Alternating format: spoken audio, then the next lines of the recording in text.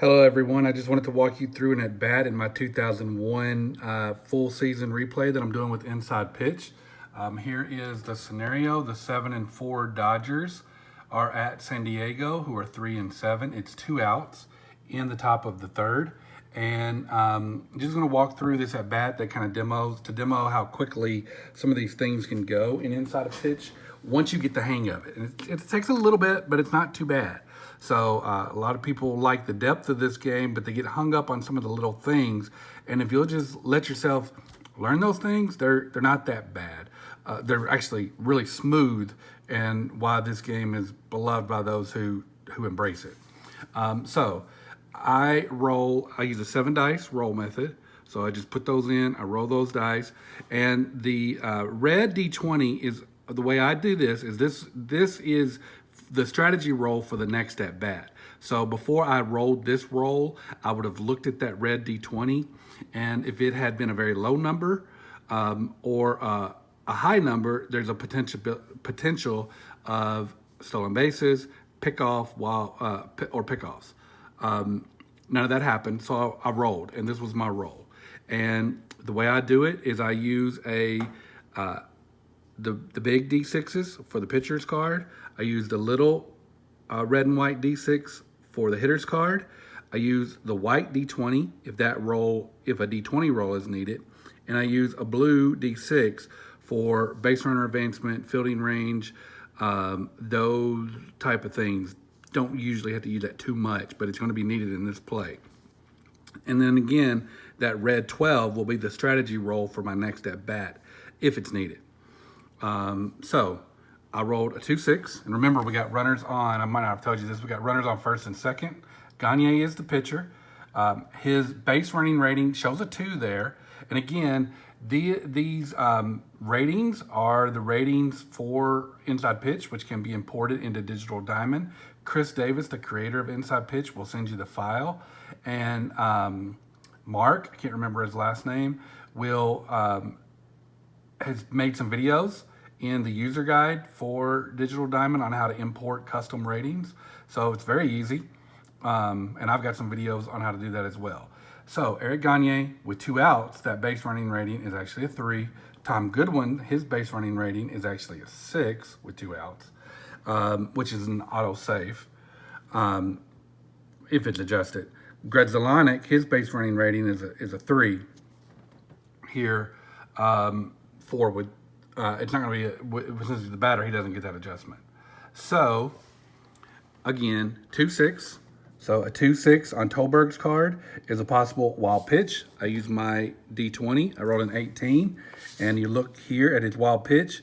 It's above the wild pitch. It's above the passed ball, so not a possibility for either one of those. So I move on to the batter's card, which I wrote a 5-1. So a 5-1, I wrote a single to center field. So this is where some people struggle with Inside Pitch, but it's not bad, and I actually really prefer it even over the alternate running charts. I prefer it over a game with charts any day. I just don't like charts. I like to get all my results from the dice and the cards and refer to as few charts as possible. I will have to refer to a chart, but if I don't know it, but some of the mods, but once you get those down, you get those down. So the way it works is you take the single, he obviously goes to third, and Goodwin obviously goes to second, and Greg Zelenik obviously goes to first. However, to see if he advances, remember, it's a single to center field. So you take Gagne's base running rating of 2, which is actually a 3 because it's 2 outs. You subtract the arm of the center fielder, so that makes it a 1.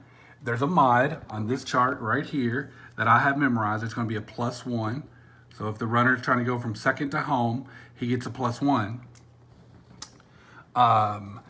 So from the top, Gagne's base running rating is a 3 with 2 outs, -2 for the arm, makes it a 1, +1 for the mod. He's safe on a blue die roll of 2 or less. And you can see I rolled a 1. So he's going to advance. But if you roll a 1 or a 6 on the base running roll, then there's a possibility of the trail runners advancing or a put out. 1 gives you the possibility of the trail runners advance. 6 gives you the possibility of a close play. So we rolled that 1. This chart tells you what you do if you roll a 1, and it says the lead runner will advance if this second roll is higher than the trailing runner's base running rating, and he doesn't get an adjustment. So the trailing runner's base running rating is 6 because it's 2 out, which is going to be an automatic safe. And the batter's base running rating, he has to beat it, is a 3. So let's see. The 6 is going to be auto safe. So he gets the advancement, but the hitter does not, because the 4 is greater than his 3 and he doesn't get the advantage. So the way you do that is it's going to be a single to the center fielder. Gagne scores, Goodwin goes to third, and Grudzielanek stays at first. So I know that seems like a lot, but trust me, you get that through really quickly once you get the hang of it. So I'll try to walk you through another at bat real quick just to demonstrate and not really talk. So it's going to be first base, runner on second gets 2 bases, and the runner on first gets 2 bases. I could have just did the 1 base star, but so you can see Digital Diamond does the heavy lifting for me, and I'm off to the next at bat. So again, I'm going to use this 12 from the previous roll as my strategy roll. And what you do is you can see this Grudzielanek stolen base jump rating is a 1, and the pitcher's hold rating is a 0. So that means a roll of 1 or lower, Grudzielanek gets the good lead, and you can see I roll a 12 there. So you learn really quickly, and then like, you know, if it's no outs or a certain scenario, if it's a little bit above that adjusted number, it's potential hit and run. If it's way up like 16 or higher, there's a possibility of a bunt.